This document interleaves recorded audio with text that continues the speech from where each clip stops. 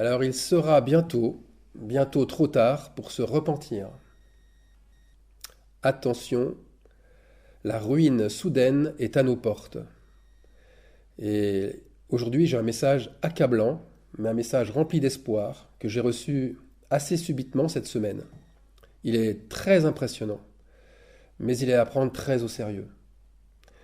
On va commencer par lire dans Matthieu 24, des versets 15 à 21. Je vais prendre la version Louis II pour cela. C'est pourquoi, lorsque vous verrez l'abomination de la désolation dont a parlé le prophète Daniel, établie en lieu saint, que celui qui lit fasse attention. Alors que ceux qui seront en Judée fuient dans les montagnes, que celui qui sera sur le toit ne descende pas pour prendre ce qui est dans sa maison, et que celui qui sera dans les champs ne retourne pas en arrière pour prendre son manteau.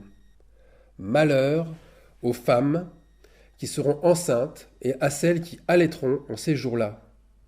Priez pour que votre fuite n'arrive pas en hiver, ni un jour de sabbat, car alors la détresse sera si grande qu'il n'y en a point eu de pareil depuis le commencement du monde jusqu'à présent, et qu'il n'y en aura jamais. Alors, les jours de détresse arrivent. Elles arrivent.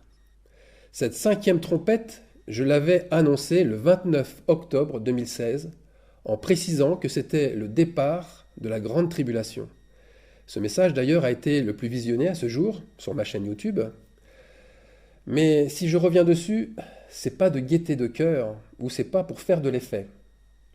Les événements se précipitent et j'en ai pour preuve aussi le fait que le Seigneur m'a amené à réécouter mon ancien message sur cette 5e trompette. J'avais l'impression que c'était pour me rappeler l'état d'urgence dans lequel nous sommes aujourd'hui. Mais aussi, il m'a conduit à revisiter Matthieu 24, la partie que je viens de lire, alors que je ne m'y attendais pas du tout. Si bien que j'annonce l'imminence de ce jour. Le Seigneur, c'est vrai, le Seigneur revient comme un voleur dans la nuit. Et la nuit est synonyme d'apostasie, de ténèbres spirituelles. Il revient maintenant, aujourd'hui, dans cette particularité. Et je vois aussi que beaucoup pressentent par l'esprit que les temps sont proches. Et rien ne sert en fait de chercher le jour, mais ce qui est important, c'est de savoir quels actes nous avons à faire pour être prêts, avant que le venin de cette trompette frappe partout. Non pas pour prévenir que ces jours seront difficiles, mais parce qu'ils seront durs, très durs, pour ceux surtout qui ne se seront pas préparés. Et là, ce n'est pas faute de ne pas l'avoir annoncé. Alors ce qui me chagrine beaucoup, ce qui me chagrine le plus, c'est de voir la tiédeur qui est généralisée. Chacun pense être plus prêt et plus sain que l'autre. Chacun regarde à son voisin en pensant « Ah, lui, il n'est pas prêt, moi je le suis davantage ». C'est toujours le même scénario.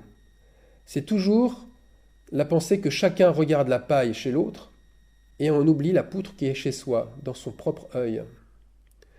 Mais quand ces jours arriveront, et nous sommes maintenant très proches, vraiment très proches de la ruine soudaine, il sera trop tard pour faire demi-tour. Il y a un point de non-retour, et je ne le savais pas jusqu'à maintenant. C'est ce qu'annonce Matthieu 24, aux versets 17 et 18, qui sont 2 versets très éloquents à ce sujet. Je vous relis les versets 17 et 18. « Que celui qui sera sur le toit ne descende pas pour prendre ce qui est dans sa maison, et que celui qui sera dans les champs ne retourne pas en arrière pour prendre son manteau. » Que voulait nous dire Jésus avec ces 2 exemples? Tout d'abord, une chose. En décrivant une situation réelle, Jésus expliquait des choses spirituelles profondes, comme à son habitude. Il donnait une image sous forme de parabole. C'est un enseignement caché. C'est un enseignement qui a à comprendre avec des clés que lui seul possède et que lui seul donne selon son bon vouloir. Nous sommes bien à l'heure de la révélation. Jérémie 33, 3, je t'annoncerai de grandes choses, des choses cachées que tu ne connais pas. Donc, ces choses cachées commencent par la révélation sur le verset qui est descendre du toit pour prendre ce qui est dans sa maison. Alors, pour être précis et concis, le toit, c'est la tête, et la maison, c'est le cœur. La tête est sur un lieu élevé et regarde à l'extérieur.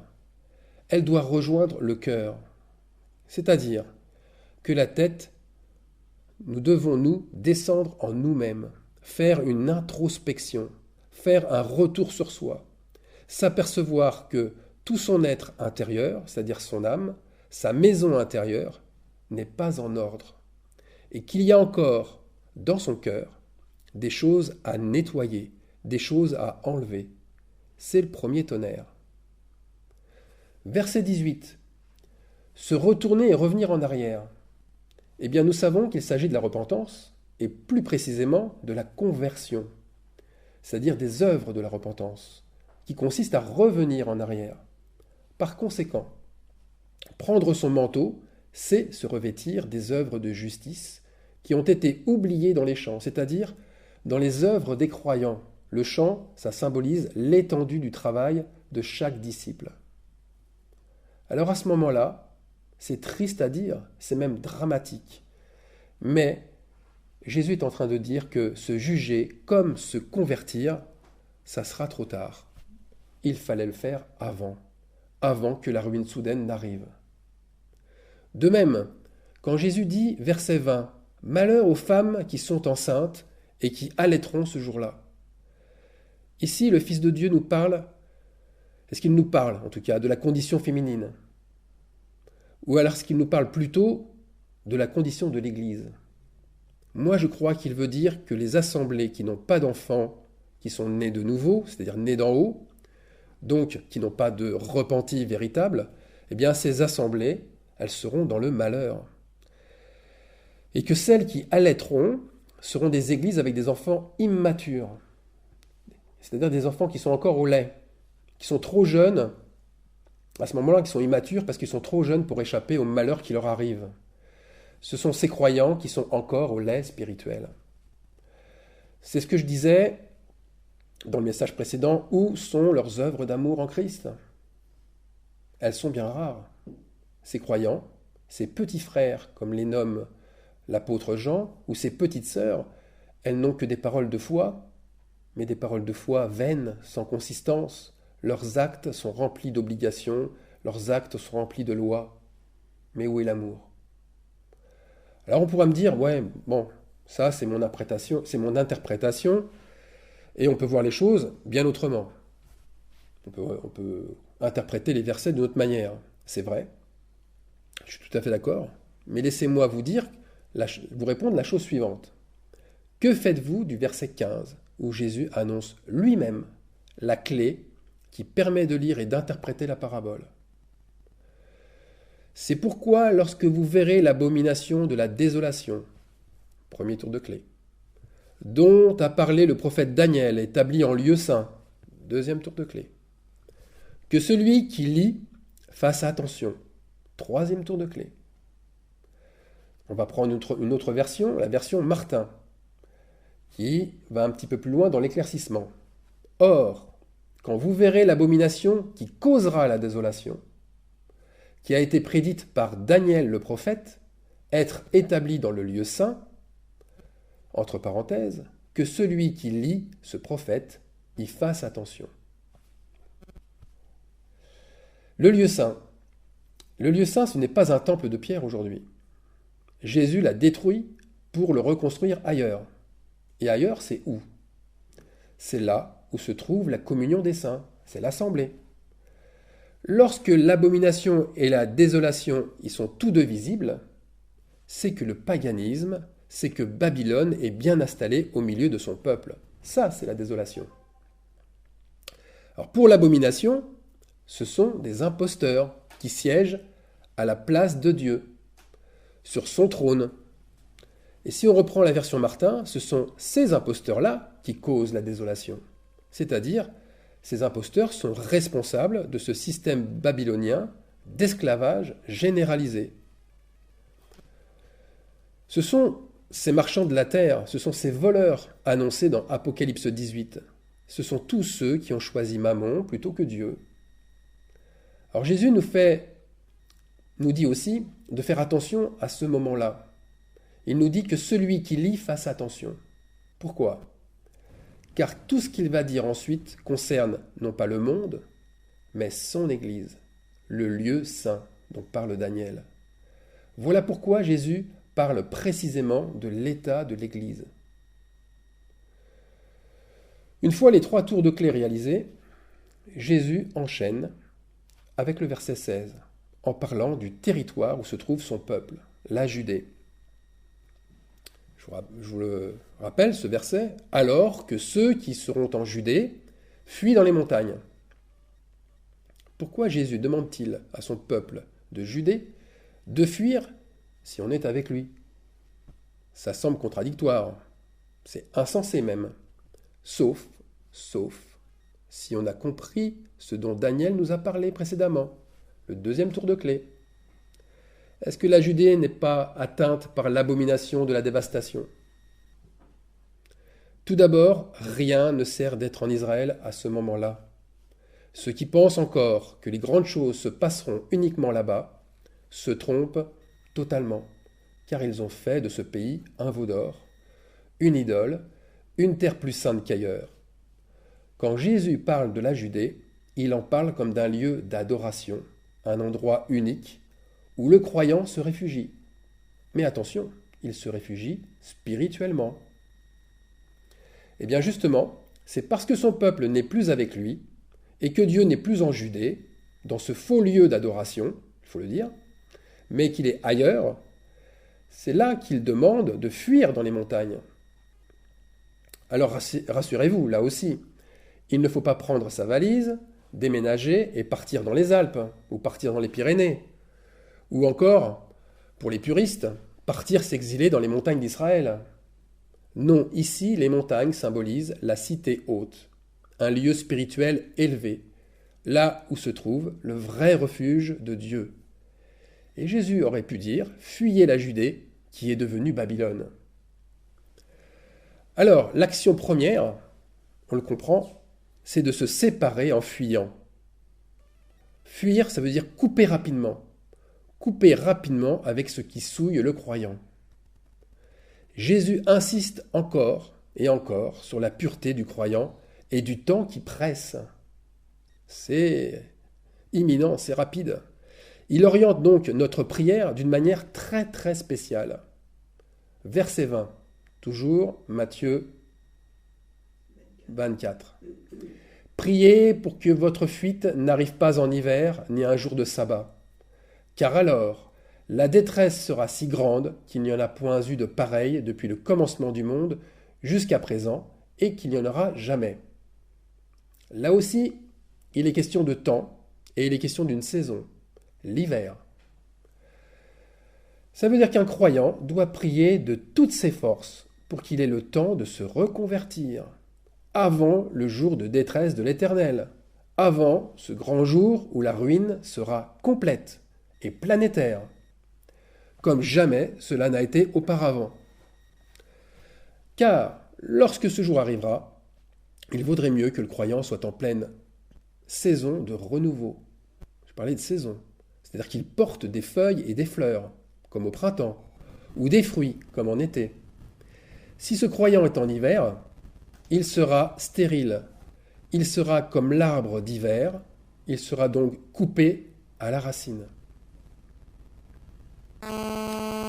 Alors pourquoi un tel message? Et surtout, pourquoi un tel message aujourd'hui? Parce qu'il reste encore un espoir. Il reste un dernier espoir de revenir chercher votre manteau de justice. Ce manteau qui est dans le champ et qui vous attend. Descendez de votre toit, descendez de votre orgueil et allez chercher immédiatement ce que vous avez oublié de prendre. En d'autres mots, convertissez-vous. Arrêtez l'allaitement. Passez à la nourriture spirituelle, solide, celle qui vous fera passer au travers de la fournaise. la fournaise qui est à venir très prochainement. Fuyez vos connaissances fausses, hybrides, sortez de vos religions, sortez de vos idées religieuses. Et faites tout très très rapidement. Les temps sont là, le prophète Daniel l'avait prédit. Daniel 12, 7. Toutes ces choses finiront quand la force du peuple saint sera entièrement brisée. C'est-à-dire quand le peuple de Dieu sera brisé, abattu, découragé, prêt à la repentance, prêt à manifester ses œuvres de justice. Voilà le vrai brisement attendu. Et nous sommes presque arrivés à ce stade. N'attendez pas que votre force soit brisée par les épreuves qu'amèneront le venin de cette ruine soudaine. La souffrance et la douleur seront insupportables. Mais brisez votre cœur avant que vous ne puissiez plus le faire. La dépression, la maladie, les échecs, le jeûne, tout cela nous aidera à convertir nos cœurs. Si vous êtes dans cet état, c'est une occasion de toucher la délivrance. Mais cette délivrance arrivera après. Alors nous allons monter maintenant d'un cran. On va monter d'un cran dans l'avertissement divin. Le temps est non seulement important, mais il est unique. Nous revenons au chapitre 15 du chapitre 24 de Matthieu. Et on y parle d'un temps spécial établi par le prophète Daniel. Et Jésus nous dit que celui qui lise fasse attention. Mais attention à quoi? Eh bien, à ce que dit Daniel dans ce passage. Nous sommes au chapitre 12, à partir du verset 9 du livre de Daniel. Je vous lis dans la version seconde toujours. Ces paroles seront tenues secrètes et scellées jusqu'au temps de la fin. Plusieurs seront purifiés, blanchis et épurés. Les méchants feront le mal, et aucun des méchants ne comprendra. Mais ceux qui auront de l'intelligence comprendront. Depuis le temps où cessera le sacrifice perpétuel et où sera dressée l'abomination du dévastateur, il y aura 1290 jours. Ici, si vous faites le rapprochement avec ce que je viens de dire précédemment, il y a un lien indiscutable. Daniel est en train d'expliquer pourquoi la ruine soudaine est un moment clé. Pourquoi il ne sert plus à rien d'essayer de revenir en arrière pour prendre son vêtement dans les champs. Et par conséquent, pourquoi il est trop tard pour se repentir. Pourquoi? Parce que c'est le temps où cessera le sacrifice perpétuel. L'agneau immolé ne peut plus rien pour sauver les pécheurs à ce moment-là. La désolation qui est due au règne absolu de Babylone dans le monde entier et l'abomination due aux imposteurs qui ont remplacé le Fils de Dieu sont telles que le lieu saint est profané. Les conséquences sont très très graves. Le sacrifice perpétuel est devenu obsolète, c'est-à-dire, pour être clair, qu'il n'existe plus de sacrifice pour racheter les péchés. C'est la fin du pardon des péchés. C'est ce que Daniel annonce. Il y a un moment où les péchés ne sont plus pardonnés. La repentance ne sert plus à rien. C'est-à-dire que non seulement le sang ne purifie plus, mais aussi l'esprit n'est plus là et l'eau ne lave plus le pécheur. Donc, en un mot, l'esprit de repentance ne peut plus s'exercer. L'accès au temple est fermé. C'est un jugement terrible. Une sœur en Christ a vu dans une vision ce moment-là. Elle a vu une croix qui s'effaçait. Elle en a fait un tableau en peinture. La croix est placée au milieu d'une floraison. La floraison, c'est les œuvres des saints. Et cette croix disparaît. Difficile à croire que c'est pour maintenant. Et pourtant, on est bien dans ce temps-là. On peut le dire. Il y a à ce moment-là, effectivement, dans le ciel, comme une éclipse de soleil. N'oublions pas, demain, c'est le 21. C'est demain que l'éclipse du soleil se fait. Et Dieu dévoile son plan aussi à travers les phénomènes naturels. L'éclipse du soleil annonce un Dieu absent. Son pouvoir de salut ne s'exercera donc plus sur terre. Je le répète, c'est un moment d'extrême gravité qui est à prendre vraiment très au sérieux. Mais on vient de le lire. plusieurs seront purifiés, blanchis et épurés, et comprendront, mais pas les autres. Les autres, c'est qui? Bien, Daniel nous le dit, les méchants feront le mal, et aucun des méchants ne comprendra. Ce sont donc ceux qui resteront dans leur obstination et leur volonté de suivre et d'obéir à ce qu'ils aiment le plus, leurs envies, leurs passions charnelles. Ils se sont placés eux-mêmes, ils ont façonné eux-mêmes un Dieu à leur image. Ils sont séduits par la bête et son image. Mais en fait, la bête et son image n'est qu'un reflet de ce qu'ils sont eux. Ils pensent être dans la vérité, mais ils se sont fermés les portes du ciel par leur désobéissance et par leur idolâtrie. Donc ce moment-là est connu uniquement du Père. Il n'y a donc aucune date à annoncer. Mais nous identifierons ce moment. Parce que la ruine soudaine sera là et parce que plusieurs seront devenus purs. Plusieurs, c'est combien exactement? Je pense pas beaucoup, hein. Car il y a beaucoup d'appelés, mais il y a peu d'élus. C'est vrai que beaucoup se présenteront avec une lampe éteinte, croyant qu'elle est allumée. Voilà le signe de ce moment qui arrivera soudainement et de manière inattendue. Alors on pourrait aussi employer encore une autre formule que celle de la fin du sacrifice perpétuel. Cette formule employée par Daniel. On pourrait dire aussi le moment où le parvis extérieur du temple sera foulé aux pieds par les nations. Pourquoi je dis cela? Un petit rappel. Le parvis extérieur, c'est le lieu où se trouve l'autel des sacrifices, pour le pardon des péchés. Et ce lieu sera donc piétiné par les nations. Pourquoi je dis ça? Parce que Jean, dans le livre de l'Apocalypse, en parle. Jean, Apocalypse 11, verset 2. Et oui, Apocalypse 11 a rejoint Daniel 12. C'est le même moment, c'est ce moment où l'ange demande à Jean de mesurer avec un roseau, qui est semblable à une verge, de mesurer le temple de Dieu, et ceux qui y adorent bien sûr en esprit et en vérité. Car eux seuls sont les purifiés, blanchis et épurés, dont parle Daniel. Les autres, ce sont ceux qui piétineront, et qui piétinent déjà, le parvis de la ville sainte. Ce sont ceux qui mépriseront le sacrifice perpétuel. Alors il y a un détail qui a son importance. C'est bien sûr le roseau, qui est l'instrument de mesure. Et Jean souligne un détail qui n'en est pas un. Jean dit que ce roseau est semblable à une verge. Et là, je vous demande de vous rappeler ce que je disais, moi, dans un message sur le mystère de l'arche de l'Alliance, au sujet de la verge d'Aaron. Cette verge est dans le coffre de l'arche, et la verge d'Aaron était fleurie et recouverte d'amandes. Elle avait porté du fruit. Nombre 17, 8. Ça veut dire que Aaron, rappelez-vous, c'était un souverain sacrificateur. Donc, c'est-à-dire, il est comme les croyants repentis aujourd'hui. Et cette verge, donc, illustre, un petit peu comme la floraison de la vision de notre sœur, eh bien, cette verge illustre les sacrifices parfaits produits par un croyant au cœur pur. Ça, c'est la floraison, c'est les amandes. Alors, continuons. On ne peut pas faire non plus abstraction, dans les deux passages bibliques, celui de Daniel comme celui de l'Apocalypse, de la durée. La durée.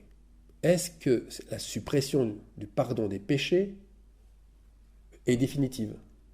C'est-à-dire que à la fin du monde, cette suppression va subsister. Les deux passages font la même référence.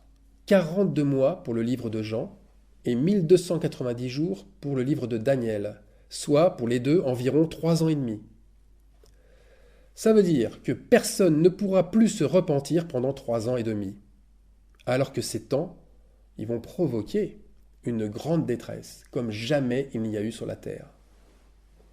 Je crois que ce temps d'arrêt de repentance correspondra exactement avec un prodige dans le ciel. Ce prodige, c'est la pluie. La pluie se fera très rare. La sécheresse sera installée pendant ces 3 ans et demi, de la même façon qu'elle s'est installée au temps d'Élie, le Tishbite en Israël, au temps du roi Akab. Pourquoi je dis ça? Parce que l'eau symbolise la repentance. Et plus de repentance, plus d'eau. Une question préoccupante pour beaucoup. Mais cette question, je la laisse en suspens. Est-ce que les élus seront présents pendant toutes ces années ou seulement une partie de ces années? Eh bien, je pense que là aussi Daniel en donne l'explication.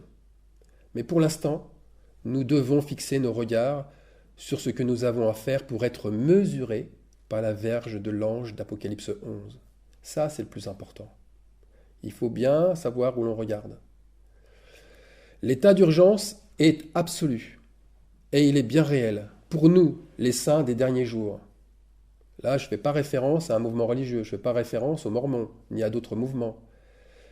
Nous sommes bien les saints des derniers jours. Voilà, mes frères et sœurs.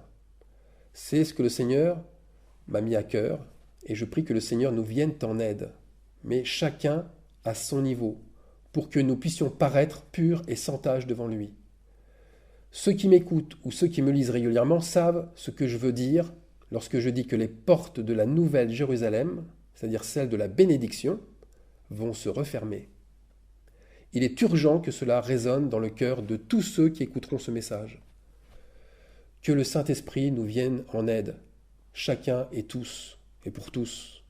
Que chacun s'examine pour savoir s'il n'est pas en train de piétiner le parvis du temple par ses actes, mais aussi par son immobilisme. Car bientôt, il sera trop tard. Amen.